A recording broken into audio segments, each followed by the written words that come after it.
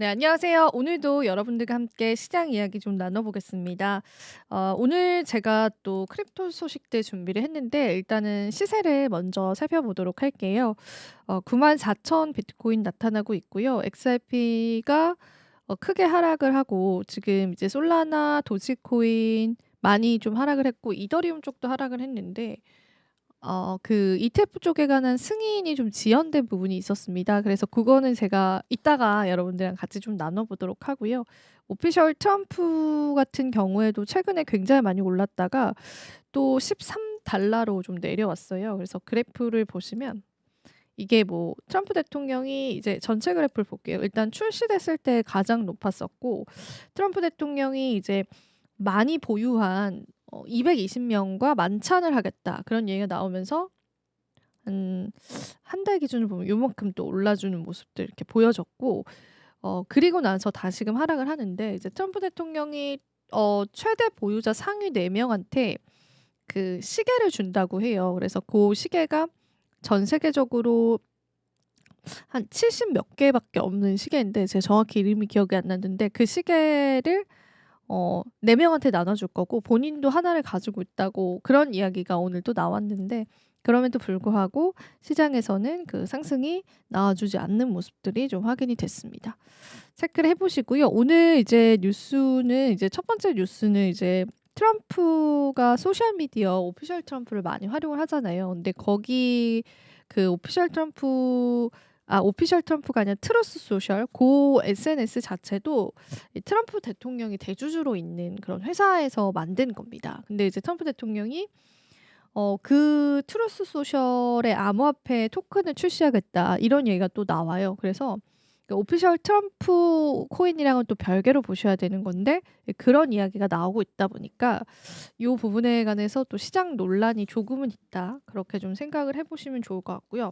그다음에 요거는 이제 제가 앞서서 언급해 드렸다시피 XRP 그리고 어 도지코인 ETF 승인이 그 4 분기까지 지연 가능성이 나왔는데 일단은 이제 이게 ETF를 승인할 거냐 말 거냐를 이야기를 해 줘야 되는 시점이었는데 그걸 이제 SC 측에서 연기를 해 가지고 6월 15 일까지 연기를 시켰어요. 그래서 요 기한에 답변을 해줄 걸로 알려져 있는데 실질적으로 4 분기까지 연기될 가능성이 있다고 제임스 시에이파트가 얘기를 했었고 사실 그 이제 크립토 투자자분들에게는 이 ETF 승인 여부가 굉장히 중요할 텐데 그게 지금은 계속 반려가 되는 거죠. 예전에도 반려가 됐었는데 한 번 더 반려가 됐고 그리고 아마 오늘이나 내일쯤 솔라나 쪽에 관해서도 반려가 있을 수 있다. 그렇게 얘기가 좀 나오고 있는 시점이라서 이 승인 연기가 지연이 계속 되게 되면은 알트코인 모멘텀이 좀 사라질 가능성이 있습니다. 아니면 이제 지연이 되거나 그래서 그런 가능성도 염두를 해 둬야 될 것 같고 그리고 이제 그 그레이스케일에서 이더리움의 스테이킹 조항이 포함된 그런 ETF도 신청을 했었는데 그것도 같이 반려를 해서 아까 이제 제가 가격 차트 보여 드렸지만 전반적으로 그 알트코인 시장이 좋지는 않은 상황들이 지금 연출되고 있다. 그렇게 보시면 되겠습니다. 요 영국 쪽 이야기도 좀 드려 볼게요. 영국이 암호화폐 규제 초안을 발표를 했고 영국 정부 같은 경우에도 그러니까 잉글랜드 자체도 크립토 투자자들이 굉장히 많고 크립토를 투자하는 인구도 좀 그 인구 대비한 비율도 굉장히 높은 편이에요. 근데 이 영국 정부가 암호화폐 산업에 대한 규제 초안을 발표를 했고 사실 요거는 이제 미카랑은 별개예요. 제가 알기로는 미카가 유럽 연합이잖아요. 근데 이제 영국이 유럽 연합 측에서 빠지게 되면서 미카 규제와는 별도로 그 영국 측의 규제를 지금 현재 수립한 걸로 알고 있고요. 그리고 만약에 이제 그게 아니다라고 하더라도 미카 규정 내에서도 그 세부적인 뭐 세금에 관련된 그런 사안들은 각국 나라들이 정하기로 되어 있습니다. 그래서 어쨌든 영국이 암호화폐 규제 초안을 발표를 했고 이 초안은 암호화폐 거래소 운영이라든지 또 스테이블 코인 발행, 그다음에 시장 남용 방지와 공시 의무 등을 포함해서 금융 시스템 내에서 암호화폐 역할을 명확하게 규정하는 데 있다. 그렇게 또 이야기를 했습니다. 사실 이게 그 보수당 정부 시절인 2023 년도에 처음 논의가 됐던 규제안이었는데요. 지난해 노동당이 집권한 이후에 그대로 추진이 되고 있고, 튤립 시디크 전 경제차관은 지난해 노동당이 집권을 했음에도 지금 현재 정부가 이전 정부에 대한 계획 대부분을 이행할 그런 계획을 가지고 있다고 합니다. 그래서 암호화폐 관련해서는 양당이 비슷한 의견으로 법을 계속 추진할 것으로 지금 보여지고 있어서, 요거는 그냥 이제 좀 가벼운 뉴스로 여러분들이 살펴보시면 좋겠습니다. 자, 그리고 지금 비트코인에 관해서 저평가 이야기가 좀 나오고 있어요. 근데 오늘 알트코인이랑은 조금 별개로 보셔야 될 부분인데, 일단 제가 한번 저평가라고 이렇게 적어볼게요. 제목을 못 적어가지고. 왜 그러면은 지금 94,000달러인데 저평가라고 이야기를 하느냐, 세 가지 요인이 있었어요. 일단 이런 그 의견을 제시했던 사람은 피델리티의 디지털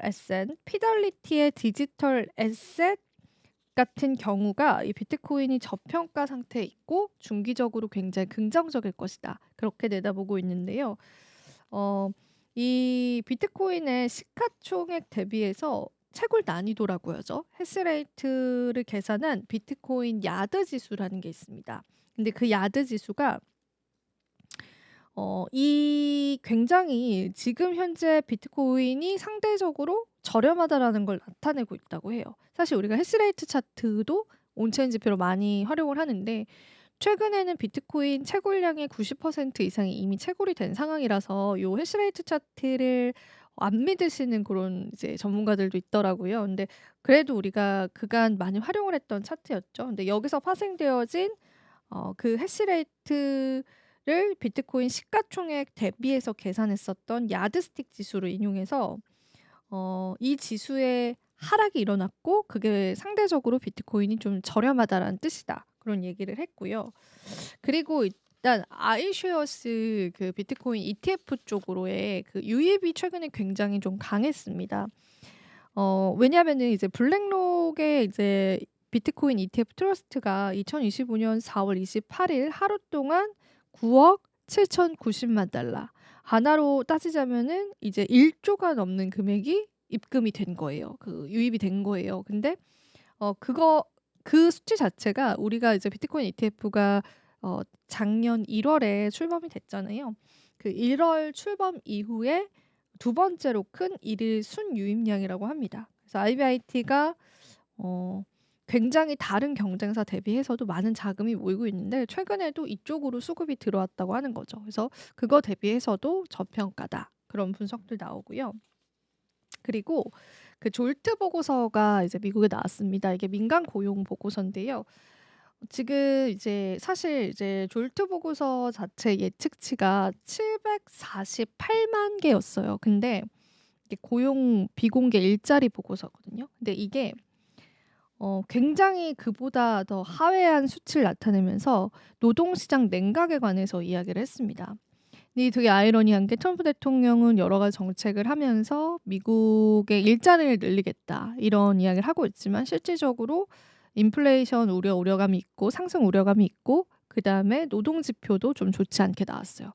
그러면 이때 연준이 금리 인하의 카드를 쓸 것이다, 그렇게 보고 있다 보니까, 이렇게 이제 금리 인하를 한다는 거는 시장의 유동성이 늘어난다는 걸 의미를 하고, 그런 것들 때문에 현재 비트코인이 또 저평가다라고 합니다. 그래서 그 지금 현재 연준이 다가오는 FOMC 회의에서는 금리에 관한 결정을 좀 해야 되는데, 일단 지금 시장 지표상으로서 좀 위험한 지표들이 좀 나오고 있기 때문에, 사실은 이제 단기적인 상승 요인이 될 수 있다, 비트코인에, 그런 이야기를 하고 있고요. 비트코인의 이제 굉장히 독특한 위험 보상 비율이 과매수 상태로 보이는 알트코인보다 더 많은 성과를 낼 것이다, 이런 이야기들을 좀 하고 있다고 보시면 됩니다. 그래서 여러 가지 요인으로 비트코인 저평가에 관한 이야기를 좀 나오고 있습니다. 그리고 이제 XRP 이야기를 좀 해볼게요. 지금 이제 조정이 조금 나와주고 있는데, 이제 추가 조정 이야기가 또 조금 나왔습니다. 그래서 이게 어떤 내용이었는지 자세히 보니까, 음, 이거는 조금 4시간 차트에 나타난 상승 세기형 패턴과 과거 고점과 유사한 시장 신호가 나왔다라고 좀 분석이 되고 있는데, 일단은 지금 현재 평균 매입 실현 가격이 이제 XRP 자체가 1.02달러라고 해요. 근데 그거 대비해서는 지금 굉장히 좋은 가격대에서 지금 XRP가 거래가 되고 있죠. 120% 이상 높은 수준인데 과거 2018년이랑 이제 2021년도에도 XRP가 실현 가격 대비해서 과도하게 상승한 이후에 큰 폭의 조정을 겪은 적이 있었어요. 그래서 단기적으로는 4시간 차트에서 확인되는 상승 쐐기형 패턴이 주목이 된다라고 이야기를 했고, 이 패턴 자체가 매수세에 굉장히 약화가 되고 있다라는 걸 의미하기도 하고, 만약에 하락 추세선이 지금 무너지게 될 경우에는 1.89달러까지의 조정을 내다본다라고 하는 기술적인 분석이 좀 나왔습니다. 그래서 요거 가격대 좀 잘 기억을 해보시면 좋을 것 같고요. 근데 이제 주봉 차트로 봤을 때는 긍정적인 시그널이 있다고 해요. 그래서 현재 50주 이동평균선 1.67달러 위에서 안정적으로 거래가 되고 있기 때문에 일단 XRP는 주봉 차트에서 하락 쐐기형 패턴을 형성하고 있고, 상승 반전은 또 정형적인 패턴이라고 합니다. 그러니까 두 가지 의견이 있습니다. 그래서 만약에 XRP가 이 쐐기형 상단 추세선을 돌파할 경우에 6월 달까지 2.92달러까지 상승 가능성도 현재 내다보고 있는 시점이에요. 그래서 기술적인 지표상이니까 이거는 참고만 해보시고, 이제 XRP는 또 우리가 다양한 또 시장의 모멘텀들을 좀 가져가는 그런 코인이잖아요. 그리고 이제 일단은 최근에 ETF가 반려된 게 좀 가장 큰 영향을 끼친 것 같습니다. 그래서 그 부분까지도 여러분들이 살펴보시면 좋겠습니다. 다음 소식은 요거 이제 러트닉 상무장관 이야기를 좀 할까 합니다. 그 러트닉 상무장관도 이제 크립토 그 친화적인 인물로 이제 크립토 투자자분들은 굉장히 많이 알고 있는 그런 인물인데요.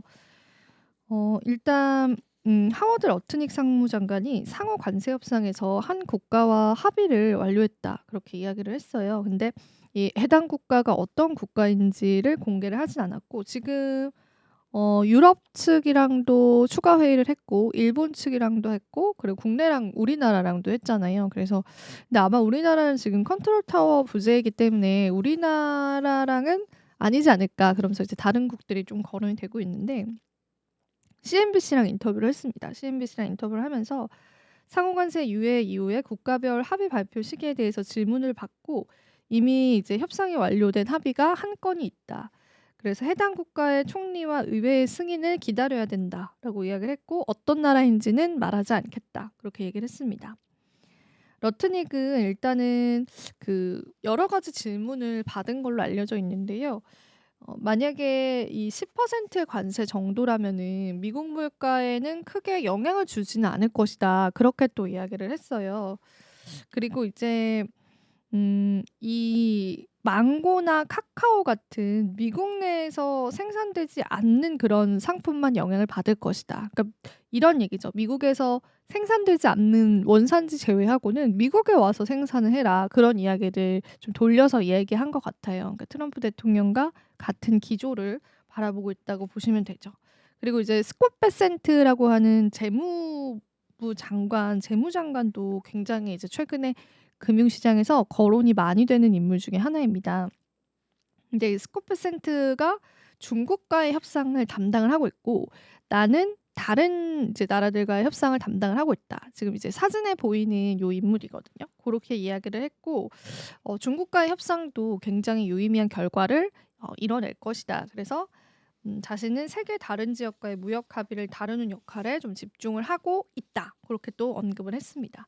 그리고 이제 모든 국가가 미국과의 무역 합의에 일어나길 바란다, 그런 얘기를 했고요. 실제로 그 지금 4월달 집계로만 봤을 때 미국 정부가 관세 수입으로 벌어들인 돈이 어마어마합니다. 제가 그때 최근에 봤었을 때 100억 달러가 넘거든요. 그러니까 이미 관세 수입이 생겼어요. 근데 글쎄 모르겠어요. 미국에게는 이게 득이 이제 뭐 수입적으로 득이었겠지만 잃게 된 것도 좀 있겠죠. 그래서 과연 그래서 일각에서는 이건 단기 이제 수익 창출을 하기 위해서 잠깐 이제 한 달짜리 관세였다, 두 달짜리 관세였다, 어쨌든 이제 관세 수입이 많이 생겼거든요, 지금 미국이. 그래서 그런 이야기가 또 나오고 있어서 지금은 유예의 스탠스고 앞으로 이제 계속 유예될 가능성이 있다고 보고 있어서 금융시장도 좀 안정화를 찾아가는 것 같습니다. 오늘 이제 자동차 부품 쪽에 관해서도 관세 일부 면제에 관한 이야기가 좀 나왔었죠. 그래서 관세 얘기는 계속 이제 지켜보시면 좋을 것 같고요. 그리고 이제 제가 오늘 또 전해드릴 이야기, 마지막 이야기가 있는데요. 그것도 같이 좀 이야기를 나누면 좋겠습니다. 요거 같은 경우에는 미국 재무부가 이제 국채 발행 계획을 내놓습니다. 수요일, 그러니까 이제 한국 시간으로는 밤쯤이 되겠죠. 이제 30일, 현지 시간 30일입니다. 그래서 국채 발행 계획을 발표할 예정이라고 월스트리트저널이 이제 보도를 했는데, 같은 날 이제 경제 성장률 발표도 같이 해요. GDP 발표도. 그래서 월가의 관심이 최근에는 이쪽에 집중이 좀 되고 있습니다. 이번 발표에서는 재무부가 향후 3개월간 중장기 국채 입찰 규모를 현재 수준으로 유지할 것으로 좀 전망을 하고요. 시장이 주목하는 부분은 향후 계획에 대한 지침 변경 여부다라고 해요. 사실 이제 재무부 측에서 지금 이미 부채가 많잖아요. 그래서 당분간은 입찰 규모를 이제 변경을 하지 않겠다. 그렇게 이제 입장을 유지를 했었는데, 장기채 수요가 굉장히 위축이 됐잖아요. 국채 수익률 이야기 저희가 많이 하죠. 당국이 채권 발행 확대를 시사할 가능성은 좀 낮다고 합니다. 그러니까 이게 이제 미국의 국채 사이즈인데, 지금 되게 이제 많은 상황에서 여기서 더 많은 국채를 발행을 하는 건 결과적으로 더 이 국채라는 자산에 대한 매력도가 떨어진다 보니까 더 많은 국채 수익률 상승을 일으킬 테고, 그렇게 되면 이제 미국이 또 이자 부담이 더 가중이 될 거고, 이제 그런 상황이기 때문에 여기에서 이제 장기채 수요에 관한 채권 발행 확대를 선택을 하지는 않을 것이다. 그런 이제 전문가들의 의견이 있고요. 일단 지금 장기채 수요가 좀 줄어들기도 했었고, 일전에 또 제가 설명드린 것처럼 중국에서도 이제 매도를 했고, 그러니까 미국 국채를, 그다음에 일본은 아니라고는 하지만 일본에서도 일부 매도를 했던 게 확인이 되고 있고, 이런 시점이다 보니까 여러 가지로 좀 이 확대시키진 않을 것이다, 이렇게 이야기를 합니다. 하지만 이제 단기 국채 발행 규모가 과거 평균치를 넘지 않는 선에서는 연말까지는 현재 수준의 장기채 발행이 가능하다고 보고요. 오히려 20년물과 30년물과 같은 긴 국채 발행은 줄이고, 짧은 이제 국채 발행을 하는 거, 그걸 국채를 늘리는 그 듀레이션 축소라고 하는 그런 전략을 미국 정부가 택할 수 있다라고 봤습니다. 만약에 채권 듀레이스 축소 조치를 하게 되면은 장기 금리 하락은 또 유도를 한다고 해요. 그래서 전반적인 차입 비용에 영향을 줄 수 있다고 보도를 했고요. 국채 발행 계획은 조금 그래도 관심 있게 시장에서 보시면 좋을 것 같아서 요 이야기들까지 같이 한번 얘기를 나눠봤습니다. 오늘 다양한 내용을 저랑 이제 다뤄봤습니다. 그래서 일단은 알트코인 ETF가 좀 반려됐던 부분들에 시장이 좀 영향을 받아간다고 보시면 되고요.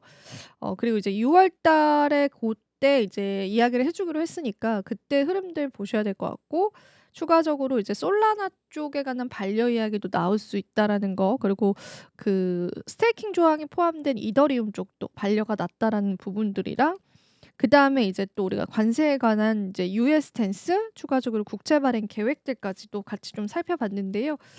요런 또 다양한 소식들 여러분들이 잘 버무려서 좋은 투자 전략들 세워보시면 좋겠습니다. 오늘은 여기서 한번 마쳐보도록 할게요. 시청해주신 여러분 고맙습니다.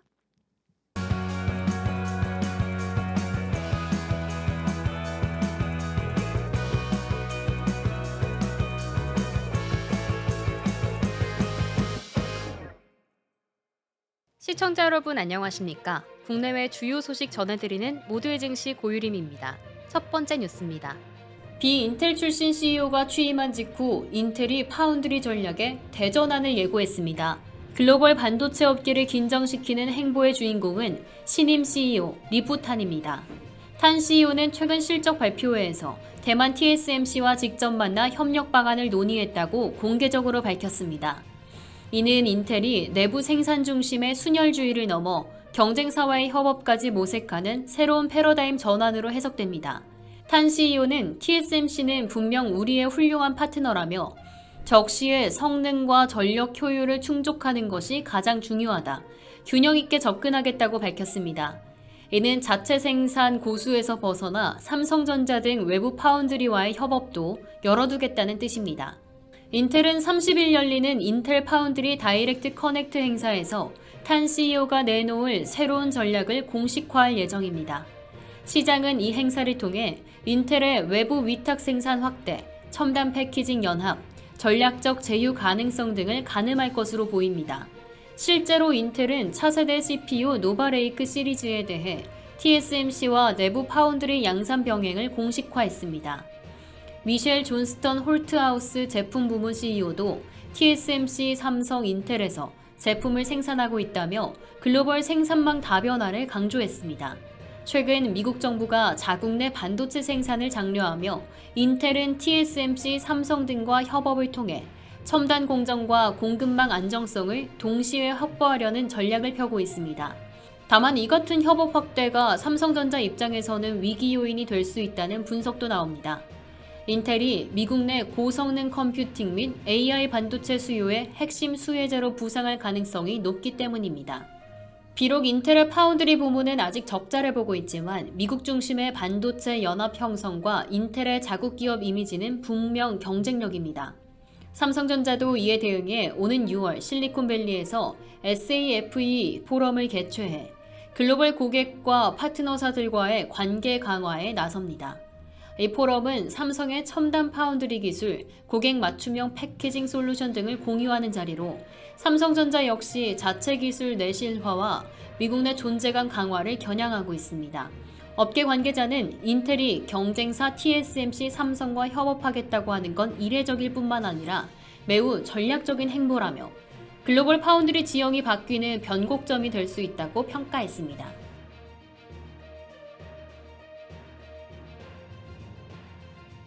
엔비디아가 올 하반기 출시 예정이던 차기 인공지능 칩 블랙웰 울트라의 생산 일정을 4달로 앞당길 가능성이 제기되며 반도체 시장의 이목을 끌고 있습니다.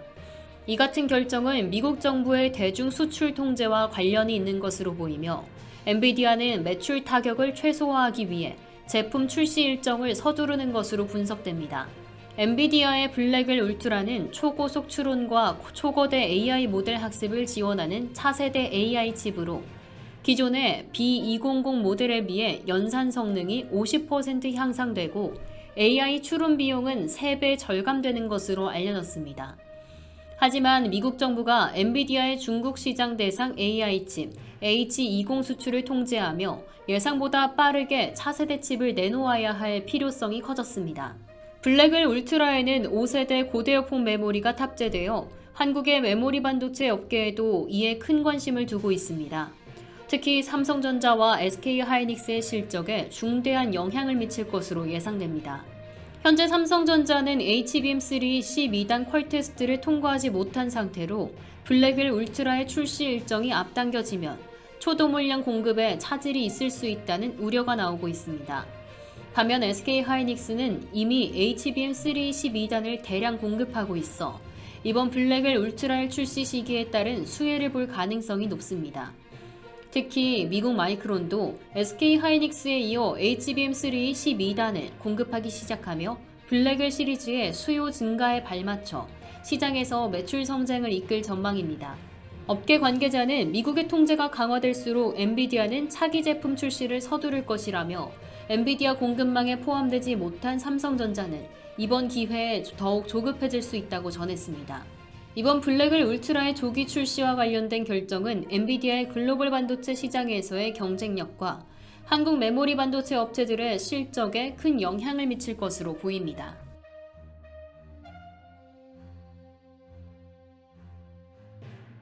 삼성전자가 반도체 사업의 경쟁력을 높이기 위해 메타의 최신 생성형 인공지능 모델 라마4를 전사적으로 도입한 것으로 확인됐습니다.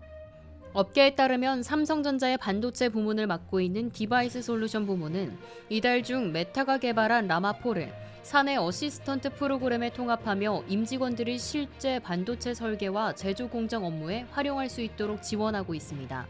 라마4는 텍스트는 물론 이미지, 음성, 동영상까지 이해하는 멀티모달 AI로 메타가 지난달 공개한 최신 모델입니다. 삼성전자는 기본 모델인 매버릭과 경량 모델 스카우트 2가지 버전 모두 도입했습니다.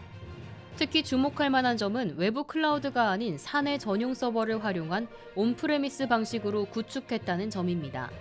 데이터 유출 위험을 원천 차단하면서도 외부 생성형 AI의 강력한 성능을 접목한 것입니다. 삼성전자가 이 같은 결정을 내린 배경에는 글로벌 경쟁 심화가 있습니다. SK하이닉스는 HBM 시장에서 삼성전자를 앞질렀고 미국 마이크론과 대만 TSMC도 잇따라 기술력을 끌어올리며 삼성의 자리를 위협하고 있습니다. 지난 1분기에는 SK하이닉스의 디램 매출 1위 자리까지 내준 상황입니다. 삼성전자는 설계부터 공정 개발까지 걸리는 시간을 줄이고 품질을 높이기 위한 해법으로 외부 생성형 AI 도입이라는 승부수를 던진 것으로 보입니다. 그간 삼성전자는 생성형 AI 도입에 신중한 입장이었습니다. 지난해 3월 챗GPT 접속을 허용했다가 반도체 관련 기밀 데이터가 유출될 뻔한 사고가 발생하며 사용을 제한하고 자체 AI인 DS 어시스턴트를 개발해 활용해 왔습니다. 하지만 내부 AI는 데이터 학습량과 인력의 한계로 고도화에 속도가 붙지 않았고 이에 따라 외부 AI 활용 요구가 꾸준히 제기되어 왔습니다. 심지어 삼성그룹 내 초기업 노조는 이재용 회장에게 공식적으로 챗GPT 제한을 해제하라는 요구서를 보내기도 했습니다. 세계 인류가 되기 위해선 최고의 툴을 써야 한다는 현장의 목소리에 삼성도 변화의 물꼬를 튼 셈입니다. 삼성전자는 라마4 이외에도 다양한 글로벌 생성형 AI 모델의 도입을 검토 중입니다. 임직원의 효율성과 실질적인 경쟁력을 높이기 위해 사내 AI와 외부 AI를 병행하는 이중화 전략을 통해 기술 추격전에 적극 대응하겠다는 방침입니다. 한편 삼성은 이미 지난해 엔비디아의 디지털 트윈 플랫폼 옴니버스를 업계 최초로 도입했고 데이터 및 AI 조직 통합을 통해 AI 센터를 출범시키는 등 내부 혁신에도 속도를 내고 있습니다. 초격차를 다시 회복하기 위한 삼성의 AI 대전환이 본격화되고 있습니다.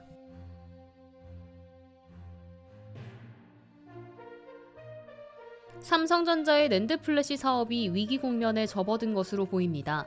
낸드 개발을 총괄하는 임원이 사내 타운홀 미팅에서 기술력이 경쟁사보다 부족하다고 공개 발언하며 내부에서도 자선과 혁신의 필요성을 절감하고 있는 분위기입니다. 삼성전자가 자타공인 1위 자리를 지켜온 낸드 플래시 시장에서 기술력 우위가 흔들리고 있습니다. 낸드 개발을 총괄하는 허성회 삼성전자 메모리 사업부 플래시 개발실장은 최근 사내 타운홀 미팅에서 우리 낸드 제품의 기술 경쟁력이 경쟁사보다 부족한 상황이라며 솔직한 진단을 내놨습니다. 낸드는 전원이 꺼져도 데이터를 유지할 수 있는 비휘발성 메모리로 스마트폰과 PC를 넘어 AI 데이터 센터 등 고성능 스토리지 시장에서도 중요성이 커지고 있는 분야입니다. 그동안 삼성 반도체의 위기는 고대역폭 메모리나 파운드리 중심으로 회자돼 왔지만 이제는 낸드 플래시에서도 우려가 터져나온 셈입니다. 허 실장은 특히 쿼드러플 레벨셀 기술에서 열세를 지적했습니다. 적은 전력으로 많은 데이터를 저장할 수 있는 QLC는 AI와 빅데이터 시대를 겨냥한 핵심 기술로 글로벌 빅테크 기업들이 주목하고 있는 기술입니다. 하지만 삼성은 여전히 TLC 중심의 제품에 역량을 집중하고 있으며 이로 인해 장기 경쟁력 확보에 어려움을 겪고 있다는 지적이 내부에서도 제기되고 있습니다. 실제로 증권가는 삼성전자가 올해 1분기 낸드 부문에서 수천억 원대 손실을 낸 것으로 추정하고 있으며 지난해 4분기 낸드 점유율 역시 33.9%로 전년 대비 하락했습니다. 삼성전자 내부 관계자는 과거에는 QLC 기술에 대해 부정적인 시각이 많았지만 이제는 임원들부터 솔직하게 상황을 직시하기 시작했다며 반성의 계기를 통해 반전의 모멘텀을 만들 수 있을 것이라고 전했습니다. 위기를 기회로 만들 수 있을지 삼성전자의 낸드 전략 변화가 주목됩니다.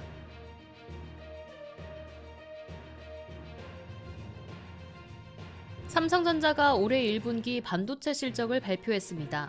메모리 중심의 회복세가 지속됐지만 일부 제품군에서 수요 지연과 수출 통제로 인해 전체 실적은 전분기보다 주춤한 모습입니다. 특히 시장에 관심이 쏠리는 고대역폭 메모리 HBM 판매도 다소 부진했던 것으로 나타났습니다. 삼성전자가 30일 발표한 2024년 1분기 실적에 따르면 반도체 사업을 담당하는 디바이스 솔루션 부문은 매출 25조 1천억 원, 영업이익 1조 1천억 원을 기록했습니다. 전년 동기보다 매출이 9% 늘었지만 전분기 대비로는 매출이 17% 감소했고 영업이익도 줄었습니다. DS 부문 내에서도 메모리 사업 매출은 19조 1천억 원으로 집계됐습니다. 삼성전자는 이날 실적 발표 컨퍼런스 콜을 통해 AI 특화 반도체 수출 통제와 HBM3 신제품 대기 수요로 인해 기존 HBM 판매가 줄었다고 밝혔습니다. 그럼에도 불구하고 D램 부문은 서버 수요 증가에 힘입어 출하량이 시장 전망을 웃돌았고 중국 시장의 빠른 회복도 긍정적인 영향을 미쳤습니다. 특히 주목할 점은 2분기부터는 HBM3 개선 제품의 초기 출하가 본격화될 것이라는 전망입니다. 삼성은 고부가가치 시장 공략을 강화하며 DDR5 고용량 제품 판매도 확대할 계획입니다. 다만 일부 데이터 센터형 SSD 수요 지원과 같은 불확실성은 여전히 남아 있습니다. 삼성전자는 2분기 HBM3 개선 제품의 초기 수요 대응을 확대하고 서버형 고용량 제품의 중심 제품 믹스 운영으로 고부가가치 시장에서의 위치를 강화해 나갈 예정입니다. 하반기에도 HBM3 개선 제품과 함께 128GB 이상 고용량 DDR5 판매를 늘려갈 예정입니다.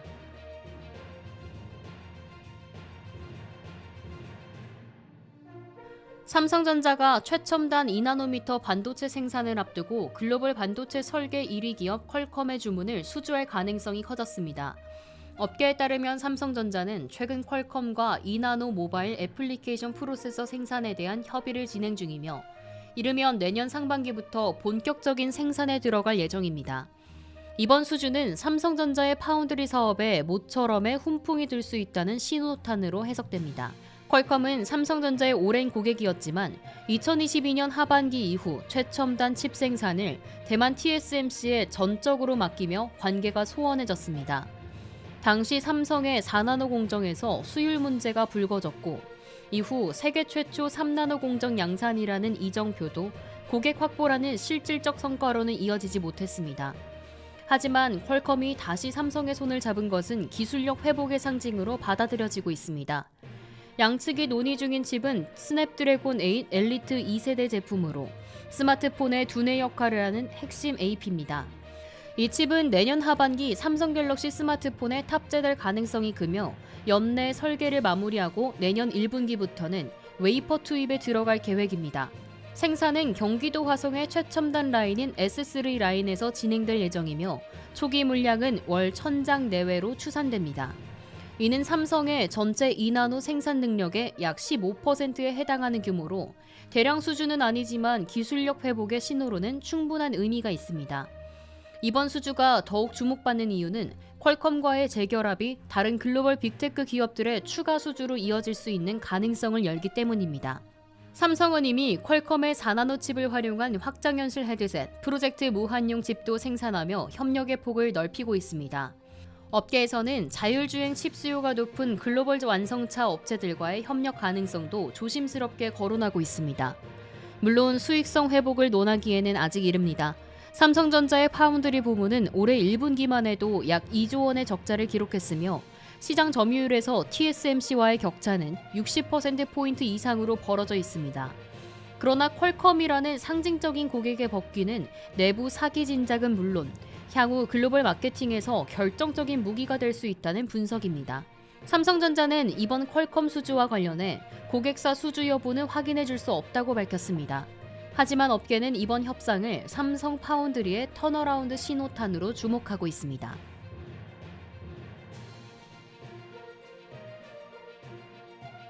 KDB 산업은행이 25년 만에 하나오션 지분을 대규모로 매각하며 1조 원 규모의 시간외 대량 매매에 나섰습니다. 이번 거래는 한국투자증권과 스위스계 글로벌 증권사 UBS가 공동 주관을 맡아 업계의 주목을 받고 있습니다. 투자은행 업계에 따르면 산업은행은 29일 오전 장시작 전 하나오션 주식 1,300만 주, 지분율로는 약 4.2%의 블록딜 방식으로 매각하는 계약을 체결했습니다. 매각가는 주당 81,650원으로 전일 종가보다 약 8.57% 할인된 가격입니다. 전체 거래 규모는 약 1조 61억 원에 달하며 결제일은 5월 2일로 예정되어 있습니다. 이날 블록딜 소식이 전해지며 하나오션 주가는 급락했습니다. 전일 대비 12.09% 하락한 78,500원에 거래를 마쳤습니다. 대규모 블록딜은 비공개로 신속하게 해외 기관 투자자를 유치해야 하며 통상 외국계 증권사가 주관사로 나서는 경우가 많습니다. 특히 산업은행은 정책금융기관으로서 수수료 제한 등 조건이 많기 때문에 유연하게 대응 가능한 글로벌 네트워크를 갖춘 UBS와 자주 손을 잡아왔습니다. 업계 관계자는 UBS는 산업은행의 구조조정 거래에 자주 등장하는 익숙한 파트너로 정책 금융 특성을 잘 이해하면서도 가격 경쟁력 있는 조건을 제시해왔다고 설명했습니다. 이번 거래에서 업계의 눈길을 끈 또 다른 점은 바로 한국투자증권의 참여입니다. 한투는 과거 수천억 원 규모 블록딜에는 참여해왔지만 이번처럼 조 단위 거래 주관사는 흔치 않은 사례입니다. 한투는 최근 홀셀 그룹 내 기관 영업부를 중심으로 해외 기관 영업 역량을 강화해왔으며 이번 거래는 그 성과가 구체화된 첫 번째 사례로 평가받고 있습니다. 한투는 특히 헤지펀드 및 글로벌 자산운용사 대상 RM 조직을 흡수해 기관 영업 시너지를 높였으며 최근에는 해외 기업 사모대출 상품을 국내에 들여와 판매하는 등 글로벌 로컬 중개 역할을 강화하고 있습니다. 한 업계 관계자는 한투가 이번 거래를 통해 글로벌 IB 시장에서 실적뿐만 아니라 존재감을 본격적으로 보여주고 있다고 평가했습니다. 업계에서는 이번 블록딜을 산업은행의 구조조정 및 투자 회수 전략의 일환으로 보며 하나오션의 지분 정리에 따라 향후 시장 내 지배구조 변화 가능성에도 주목하고 있습니다.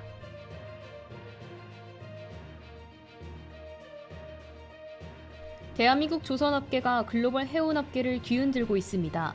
단 나흘 만에 3조 원 규모의 컨테이너선 수주 계약을 싹쓸이하며 그동안 중국이 독점해오던 시장 점유율 구조를 뒤집고 있는 겁니다. 이번 대박 수주의 주인공은 HD 한국조선해양입니다.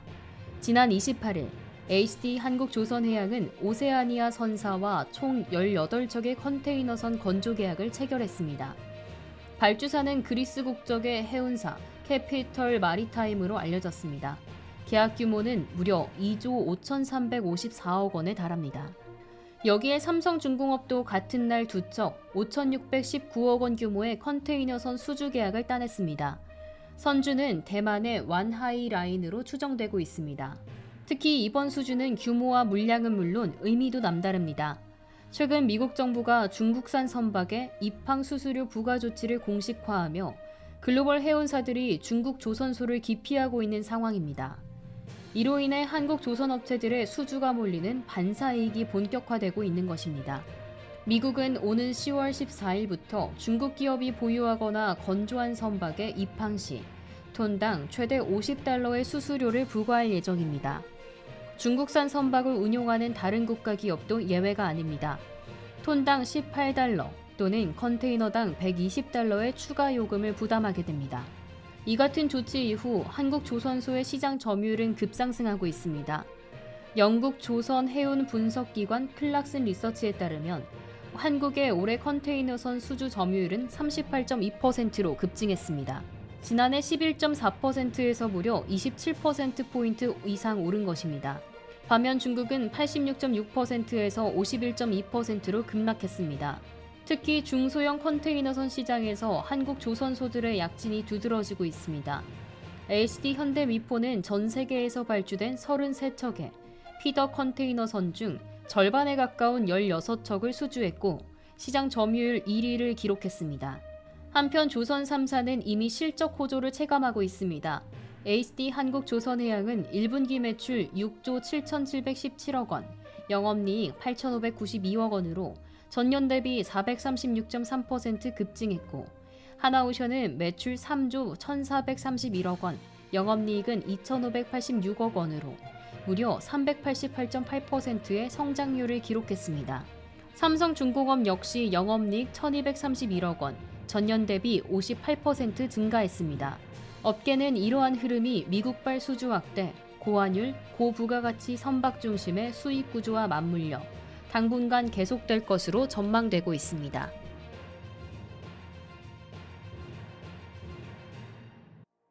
(8년간) HBM 장비 분야에서 전략적 협력을 이어온 한미반도체와 SK하이닉스가 결별 수순에 들어갔다는 시장의 일각 주장에 대해 양사는 즉각 사실무근이라며 반박에 나섰습니다. 반도체 업계가 술렁인 것은 28일 오후 일부 보도를 통해 SK하이닉스가 열압 착장비의 공급처를 다변화하고 나아가 전체 장비에 대해 공급업체 전환을 검토 중이라는 주장이 확산됐습니다. 이는 한미 반도체와의 결별 가능성을 시사하는 내용이었고 즉각 시장에 영향을 줬습니다. 이날 한미 반도체 주가는 8% 급락하며 75,900원에 마감, 장중한 때는 75,000원 선이 붕괴되기도 했습니다. SK하이닉스의 주가도 1.68% 하락했고 두 기업 모두 민감하게 반응한 하루였습니다.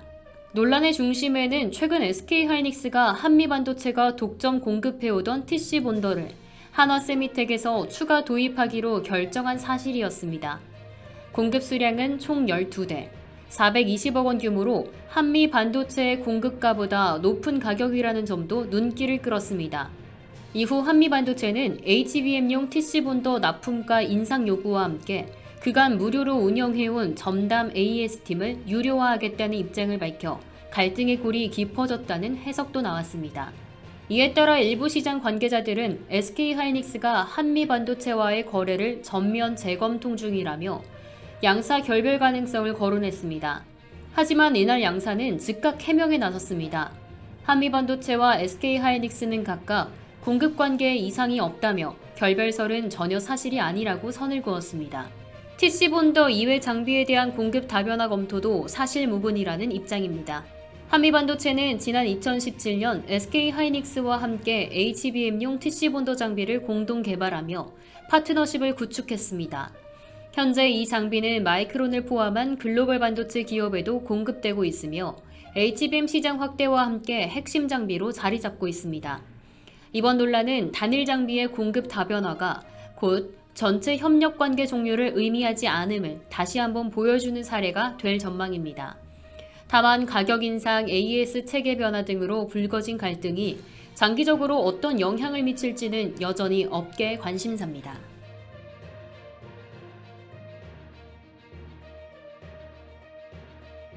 글로벌 메모리 반도체 기업들이 낮은 수익성의 구형 D램 생산을 축소하고 고사양, 고부가가치 제품 중심으로 포트폴리오를 재편하고 있습니다. 중국 업체들의 저가 물량 공세로 가격 경쟁이 치열해지며 이제 반도체 강자들은 돈이 되는 제품에 집중하며 수익성을 극대화하려는 전략을 본격화하고 있는 것입니다. 대만 트렌드포스와 주요 외신에 따르면 삼성전자는 구형 DDR4와 함께 HBM2E까지 단계적으로 생산 중단하고 최신 HBM3E 및 차세대 HBM4 중심의 전환을 가속화하고 있습니다. SK하이닉스와 미국 마이크론 역시 DDR4 생산량 축소를 공식화하거나 고객사의 단종 일정을 통보하는 등 발빠른 대응에 나섰습니다.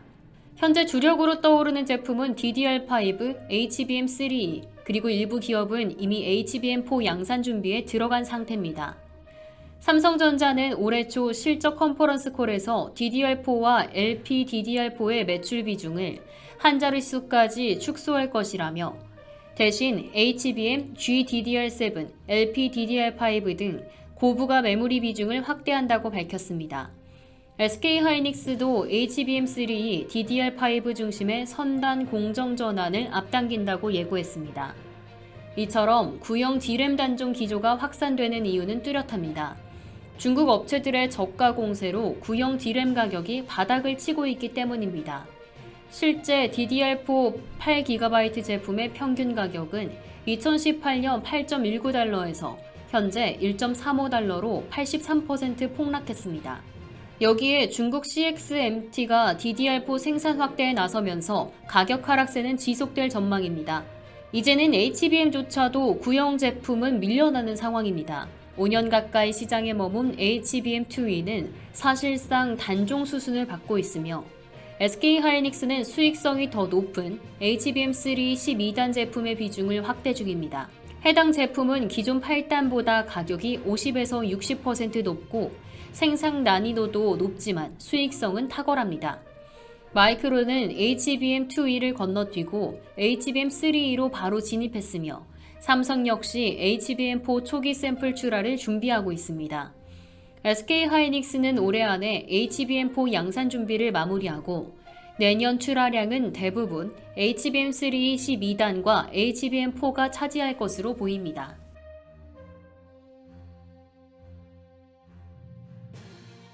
삼성전자가 글로벌 반도체 전쟁에서 살아남기 위해 전격적인 카드를 꺼내들었습니다. 27일 업계에 따르면 삼성전자 디바이스 솔루션 부문은 이달 중 메타의 최신 생성형 인공지능 모델 라마4를 사내 어시스턴트 프로그램에 추가하고 전 조직에 걸쳐 활용을 시작했습니다.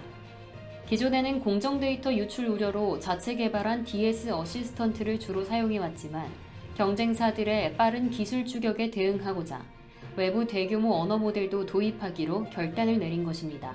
메타가 지난달 말 공개한 라마4는 텍스트와 이미지, 음성, 동영상을 동시에 이해할 수 있는 최첨단 멀티모달 AI입니다. 삼성전자는 기존 모델인 매버릭과 경량 모델 스카우트를 모두 도입해 임직원들이 서류 작성부터 반도체 설계와 제조 등 핵심 업무 전반에 라마4를 활용할 수 있도록 했습니다. 특히 데이터 보안 문제를 최소화하기 위해 라마4를 외부 클라우드가 아닌 온프레미스 형태로 설치했습니다. 이를 통해 외부 네트워크 연결을 차단하고 해킹 위협을 원천 봉쇄했습니다. 업계에서는 이번 결정이 SK하이닉스, 마이크론, 대만 TSMC 등 글로벌 경쟁사들의 공정 개발 속도가 빨라지는 가운데 삼성전자가 AI 전력 강화를 통해 반도체 패권 경쟁에 적극 대응하려는 의도로 풀이되고 있습니다. 삼성전자는 자체 개발한 DS 어시스턴트를 활용해왔지만 데이터 절대량 부족과 인력 한계로 성능 고도화의 한계를 느껴왔습니다. 이에 따라 외부 고성능 AI 모델을 전략적으로 도입해 반도체 경쟁력을 조기에 끌어올리는 승부수를 던진 것입니다. 삼성전자 관계자는 임직원의 업무 편의성을 높이고 반도체 경쟁력을 강화하기 위해 앞으로도 다양한 오픈소스 AI 모델을 지속적으로 도입하고 지원할 예정이라고 밝혔습니다. 삼성전자가 외부 생성형 AI 도입이라는 금기를 깨며 반도체 산업 내 AI 경쟁은 한층 더 치열해질 것으로 보입니다.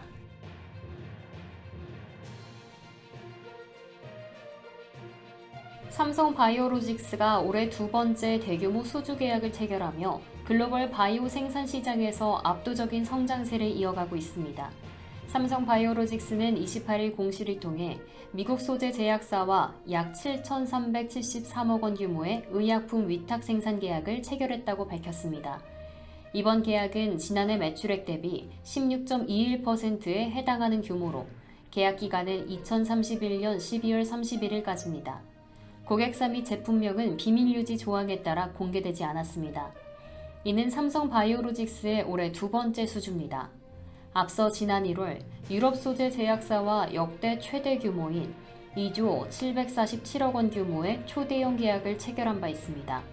이 계약으로만 지난해 연간 수주액의 약 40%를 단숨에 채우며 업계의 이목을 집중시켰습니다. 이번 계약을 더해 삼성 바이오로직스는 올해 누적 수주액 2조 8,120억 원을 기록했습니다. 이는 지난해 연간 수주액의 절반 이상을 벌써 넘어선 수치로 올해도 신기록 경신이 유력해 보입니다. 삼성 바이오로직스는 글로벌 상위 20개 제약사 중 17개사를 고객사로 두고 있으며 세계 바이오 생산 시장에서의 입지를 더욱 확고히 하고 있습니다. 회사의 생산 능력 확장 계획도 주목할 만합니다.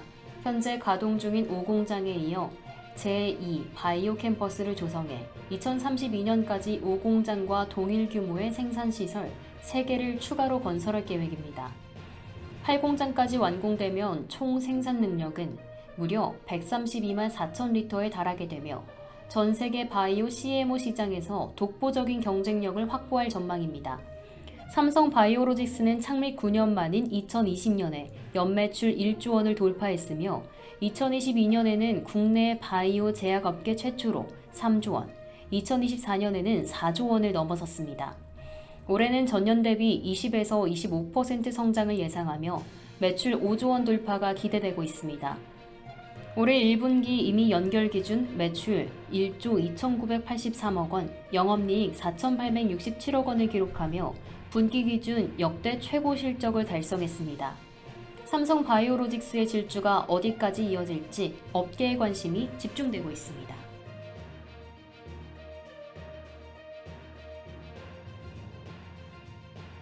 이상으로 모두의 증시 마칩니다. 본 방송에서 제공해드리는 정보는 투자 판단에 대한 조언일 뿐 해당 자산의 가치와 상승을 보장하지 않습니다. 시청해주신 여러분 고맙습니다.